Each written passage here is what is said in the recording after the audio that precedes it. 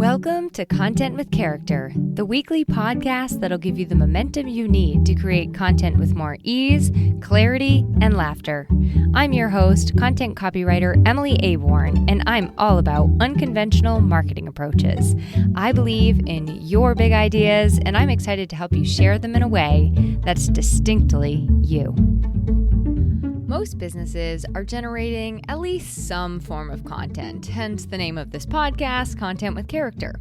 Today, we're going to go through 4 different varieties of content creators, or 4 different types of business owners, if you will. And my goal is for you to see and celebrate where your genius zone is, and then maybe, just maybe, take a step to expand that ever so slightly as you add in new skills to your repertoire. I recently had a conversation with a friend about comfort zones, setting boundaries, saying no, and like how we kind of differentiate between when we just don't want to do something because it's uncomfortable or when we actually need to say yes and push through to grow that comfort zone a little bit. Now, I am not a fan of like breaking free from your comfort zone just for the sake of it, like to always be embracing discomfort. So I think it's kind of like a fine line, and I frankly tend to go kind of one way or the other. Like I either like to stay very, very safe and cozy and not do anything outside of my comfort zone, or I think like I should go ahead and do all of these things that I don't really want to do and they're well outside my comfort zone, and then I push myself out of them anyway. Now, sometimes in that I win and sometimes I lose, but it is kind of a fine line. So while I was kind of like working on all that and thinking about it and exploring it for myself, I'm currently, I'm still 0% expert on the topic, but what I will do is include in the show notes this article that I read a while back by a acquaintance of mine, Terry Trespicio. She talks about comfort zones and kind of like when to hold them and when to fold them around your comfort zone. And it also helps you in the area of like setting boundaries, because obviously setting boundaries can be a part of this breaking free from your comfort zone or not. So that's kind of what we're going to talk about today. We're sort of doing it in a different way, but I just want to share the idea of where this whole thing sparked. Today on this episode, we're going to identify our content creation or like our business owner. Doesn't matter if you are like you don't consider yourself a content creator, our business owner comfort zones. And we're going to talk about like, how do we feed into that? How do we stay in it? But at the same time, while we're doing our best work and utilizing our strengths within that comfort zone, within that genius zone, well, then how can we also maybe expand that, stretch it, and make the comfort zone, make the genius zone just a tiny bit bigger by incorporating some new skills into our repertoire, if you will. So that's what we're doing today. I know that sounds like a big thing to tackle, and we're going to do it in under 30 minutes. I believe in us. And faster than your microwave can reheat that lukewarm beverage sitting on your desk all morning, I'm going to quickly introduce myself before we get into the topic du jour. In case you're new here, or you just like hearing me introduce myself, I'm Emily Aborn. I'm a copywriter, podcaster, and speaker. And the purpose of this podcast is really to generate ideas for you, inspiration, give you tools, info, I don't know, maybe a laugh once or twice in the episode.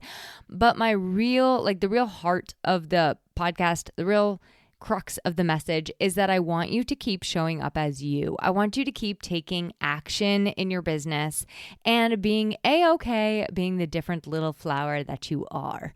I want to help you embrace your strengths and quirks and abnormalities and maybe even add a couple more in to help you expand. So if you would like to connect with me, you can always visit my website, emilyaborn.com. I put all the links in the show notes in all the places where I am hanging out online, both the places that I'm comfortable and the ones that I'm not, okay? And lastly, speaking of discomfort, I am doing something a little outside of my comfort zone on October 10th. That's a Thursday at 10:30 Eastern time. You're going to have to go ahead and figure it out whatever time that is in your own time zone, because I don't know them all. But I will be collaborating with Barb Davids, host of the Small Business Sweet Spot, and Josh Hall, who is a website designer and also has a podcast for website designers called Web Design Business. We are going to be going live for a fun, unscripted panel discussion where we're going to talk about how web design, copywriting, and SEO overlap, and how working with all three of these can really make or break your website. So, like I said, it is on October 10th, 10:30 a.m. If you're listening to this real time, it's not too late. It's going to be live on YouTube and LinkedIn, and I'll make sure that all the links for Barb David's channels on that are in the show notes. So I hope you will join, and there will be a replay, and I'll direct your attention towards that when it is available. Okay, on to the question of the day. Which type of content creator and business owner are you? I feel like I should start right off the bat defining content because it sometimes gets a bad rap, and I think that it's sometimes misunderstood. Basically, when I say content, I mean it's all the stuff. It's all the things that your business has in place to share with people who you are, to inform people about what you do, share how you help. It also is the stuff and things in your business, the content in your business that educates, inspires, personalizes, and promotes your work. So it's just a fancy way to lump together in one word your website copy, your emails, your blogs, your social media, your podcasts, your bios, your profiles, your pictures, your marketing materials, your welcome guides, every single piece of your customer journey, even your proposals, in my professional opinion, are considered content. Your show notes, the list goes on, but it's just a fancy way to lump all of that together. It is the stuff and things that your business generates to kind of talk about your business and also to communicate with your clients and your customers. So, while I do not think that every business owner needs a podcast or a blog or a TikTok, you will pretty much never hear me say something on this podcast how every business owner needs XYZ. While every business owner may not even need a website, depends on who they are. Most businesses have at least some form of content, even if it is just a tagline on their vehicle or a tagline on their business card. Most businesses have at least some form of content, and hence the show Content with Character. That said, this should apply to you whether you identify as a content creator or just as a business owner or entrepreneur. So these are kind of going to be 4 different flavors, 4 different archetypes, varieties, where I really want to highlight some of the main strengths and genius zones so you can find which one you are and know the superpowers that one has. And then we're going to work to how can we stretch that comfort zone ever so slightly and show up by adding some new skills to our repertoire. So I made these 4 up, but I drew inspiration from a couple of different things. I've actually kind of condensed lists of 10 different archetypes down to these 4. I've sort of compiled this, that, and the other thing and landed here because I want it to be easy. I want it to be easy for you to self-identify and memorable. I almost said rememberable. I want it to be memorable. And I want it to also, of course, stick with my little theme of doing 4 things this month, which every episode this month focuses on 4 in some way. So I narrowed it down to 4. That said, obviously, there are tons and tons of different types of business owners. I think that there are a total right now, last I checked, 334 million businesses in the world. So that means there are approximately 334 million different types, different archetypes, because that's how many small business owners the world is made of. But today we're going to focus on 4. So we're going to talk on the pioneer, the producer, the professor, and the planner. So the producer, just to like high level this, and then we'll dive into each one individually. The pioneer is a bold visionary. They're going to be the person who's leading with innovative ideas and trailblazing the path for others. The producer is a hands-on, process-driven business owner. They create products, services, and deliverables in their business. The professor is a mentor, teacher, thought leader, educator. Their main focus is going to be on building authority for the sake of sharing wisdom with other people. And then the planner is a big picture thinker who loves to help people strategize, plan, and actually follow through on those strategies and plans. So with that brief description, you might know exactly which one you are, but in case you don't, or you're like, ooh, I want to know more, let's get into them as a content creator and a business owner and how this can show up for you. So, number one, that pioneer. Like I said, this is a visionary, a risk taker, an innovator. These are the boundary pushers, the out-of-the-boxers, the disruptors. They're going to use a lot of words like unconventional approaches and ideas. And they're really, really willing to just like, not just say those things, not just to talk about those things, not just to think about those things, but really to go for them and implement them. I think of these people as the ones who often can see trends and they sort of like create trends long before others do. So they kind of like are the ones that are like popularizing things, right? I recently met with a pioneer. Actually, he has created this app for content creators. Now, his vision is like he wants this app to really take the place of social media and also act as a supplement to books that we're reading and podcasts and talks and more. So I will actually include, the app is called Brain Bump, and I will include a link to it in the show notes. So when I met with Mark, I could tell that he was the kind of person who, when you're in a conversation with, you're like, okay, yes, I'm in. Like, I'm getting it. Like, he really sold me on this vision and this mission that he had. It is inspiring when they share their ideas and their unconventional approaches. And he really had me, like, in his language thinking, you know what, this is going to be the next thing. Let's do it. And then I always am like the person who's like, how on earth did they think of that? Like, that is very creative. So the strengths of this individual, and if this is you, these are going to sound really familiar to you. You're like, oh yeah, those are my strengths. Bold, innovative, courageous, and also one I find so admirable, willing to take risks.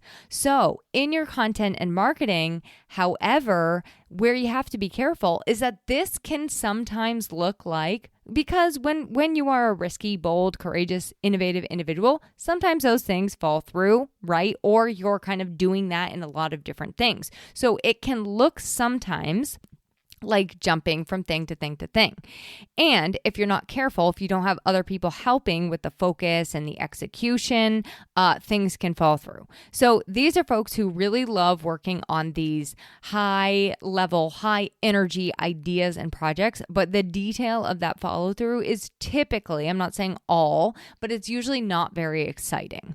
So the reason that this particular visionary, Mark, I spoke with, had such a powerful combination in all this is because he knows his strengths, and then he has a team backing him up to help take those ideas to the next level, actually following through and turning it into a marketable product. And he actually told me some of those things himself.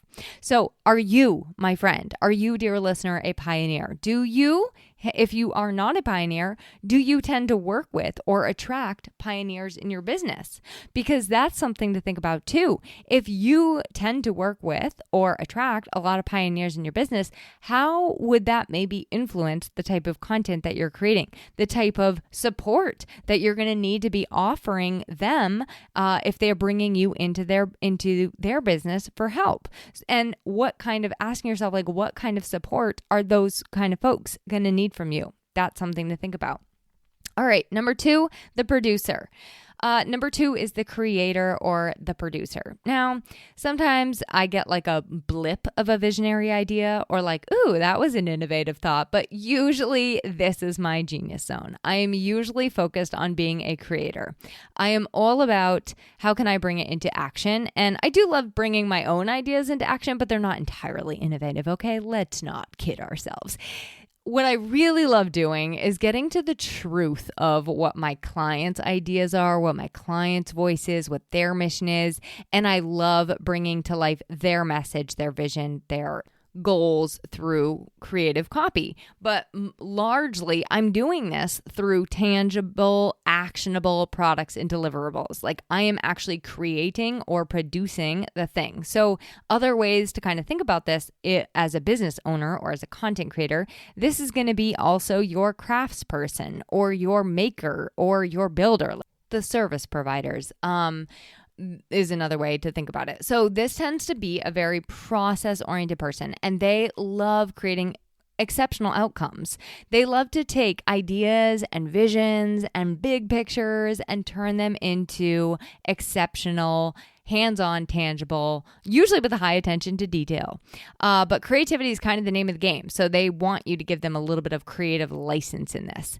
Now, where these folks can struggle as business owners, as content creators, ask me how I know, is in the marketing and sales. I'm going to be pretty, I'm going to place an emphasis on sales side of their own business. So for example, I help with marketing and sales of other people's businesses, but often with my own, it's like a whisper and a prayer that someone somewhere will notice me and see what I made. And just between you and me, I don't have a super duper plan in place over here. A lot of times I'm just flying by the seat of my pants. I have a loose plan, but a lot of times it's just like hoping and wishing.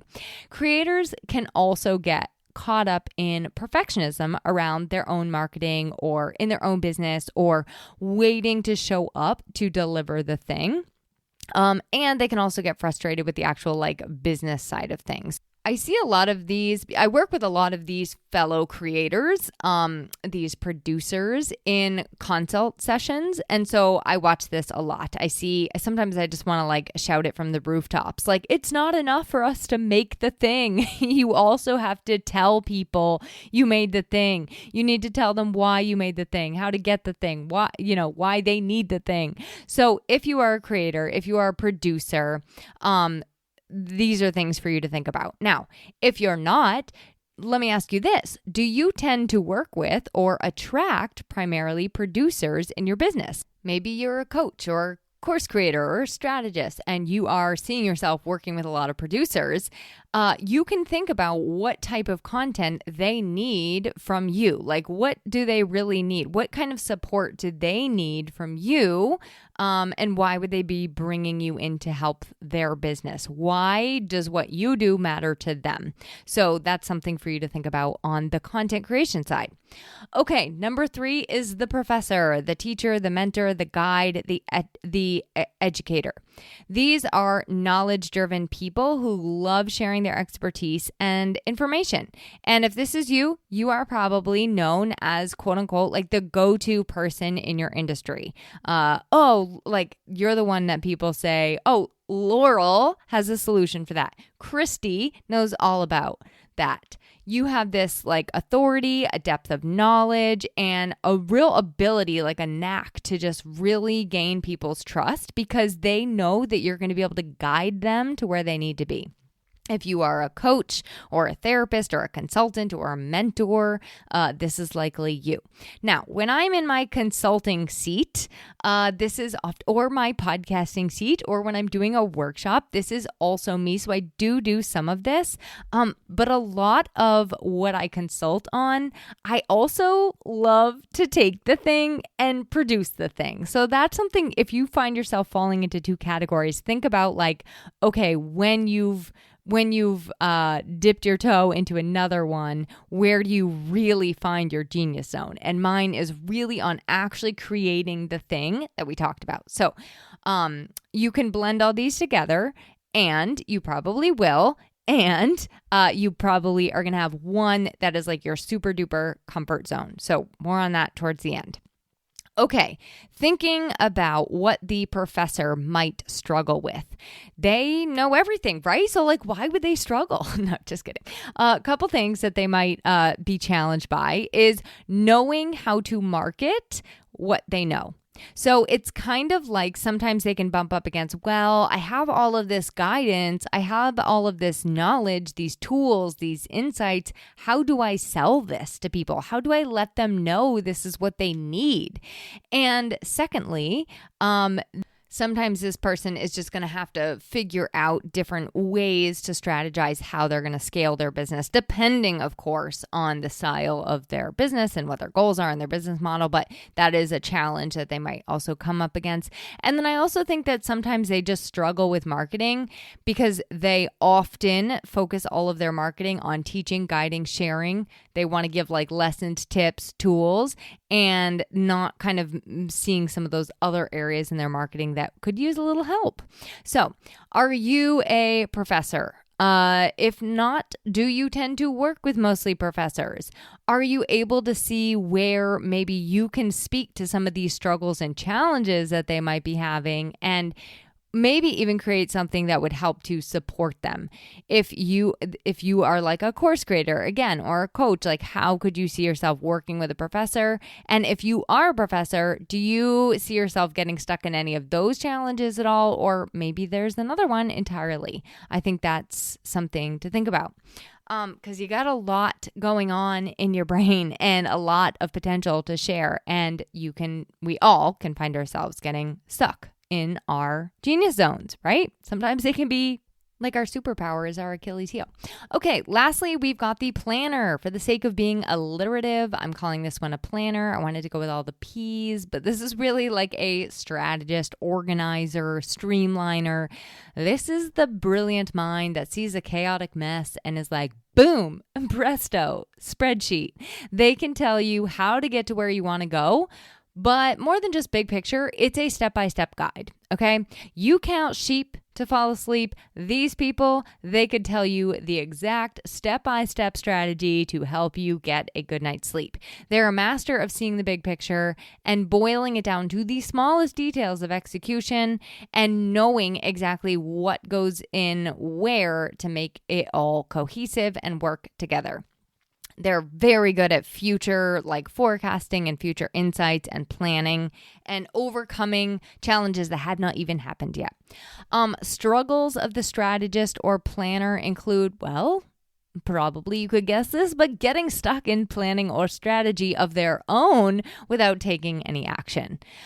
Selling strategy can also be a little bit challenging if you don't have a person that you're selling to who is willing to, you know what, I'm not even going to say challenging. It can be a little demoralizing if you're giving strategy to somebody that is not willing to implement or execute, or they don't have the tools to execute on said strategy. So I think it's really important to, if you are that strategist, have some sort of piece of your business, some sort of offering that builds in the accountability or the action with them after the fact. I think that's really a key.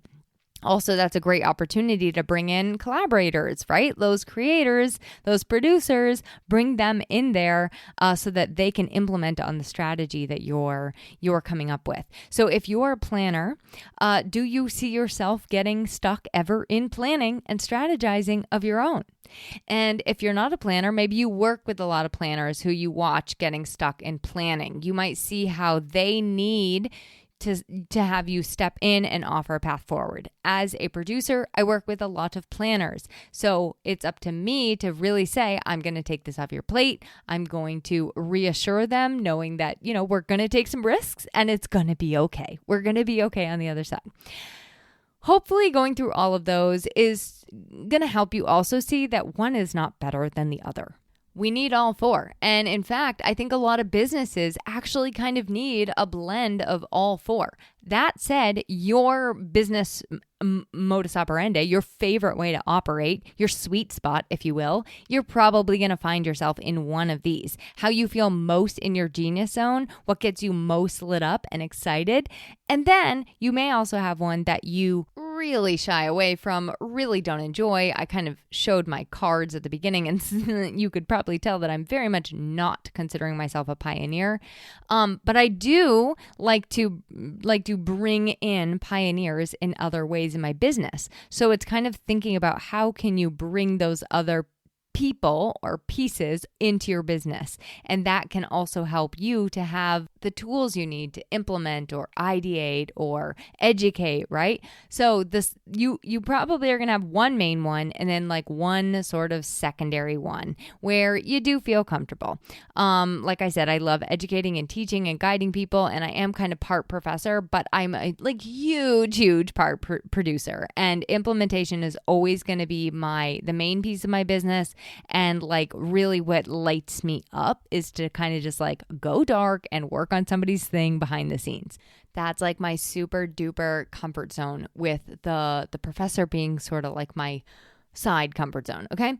So now to stretch it a little bit, and we're not going to go crazy here. We're not going to like become different people, but what if you take who you are? So me as the producer or, part-time professor, what if I step a little bit more into like my pioneer side? What if I'm like, you know what? I am going to either bring in another pioneer that can spark that out of the box visionary in me once in a while, or I like do this for myself. Maybe in a podcast or in my email, I give them just a little taste of unconventional.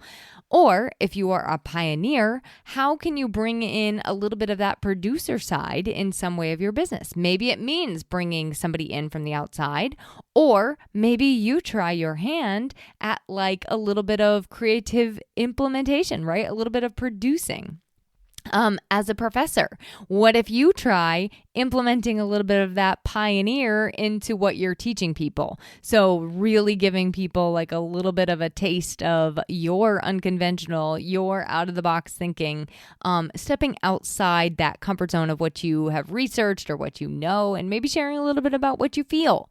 Or like I said, as an alternative, you can also collaborate with people who have these skills, bringing in that outside support from all of these wonderful types and creating something that is both inspiring and effective and helpful and also probably beautiful, because you're going to have all of the players on the team to make that happen. You may find that when I go through them, you're kind of seeing how one may have an easier time on a platform than another. And so maybe that's the way you start making your comfort zone bigger. I've noticed that LinkedIn is very attractive to the pioneer type. And so I am shying away from LinkedIn. So maybe I work a little bit to get myself out there on LinkedIn. Or maybe you try sharing maybe this is as simple as taking something you produced, you created, like a Substack article or a blog, and you share it to someplace else. Or you share what is in your email to your Instagram. It could be tiny little micro step like that just helps you to make that comfort zone a little bit more expanded. I'll give you one last example. I don't, as a rule, do Facebook Lives, Instagram Lives, YouTube Lives, LinkedIn Lives, and I'm doing one in collaboration with Barb, like I talked about at the beginning of this episode. So that's just another way I'm taking a comfort zone, which is like being on a podcast and speaking and yada, yada, yada. And I'm making that a little bit bigger, and now we're trying it with a live. So give it a whirl for yourself. Let me know how it goes. Let me know if any of that made sense or not. And I really just want to remind you that I'm here to help you embrace and lean into your strengths, and also encourage you to like tap into experimenting in these other ways too.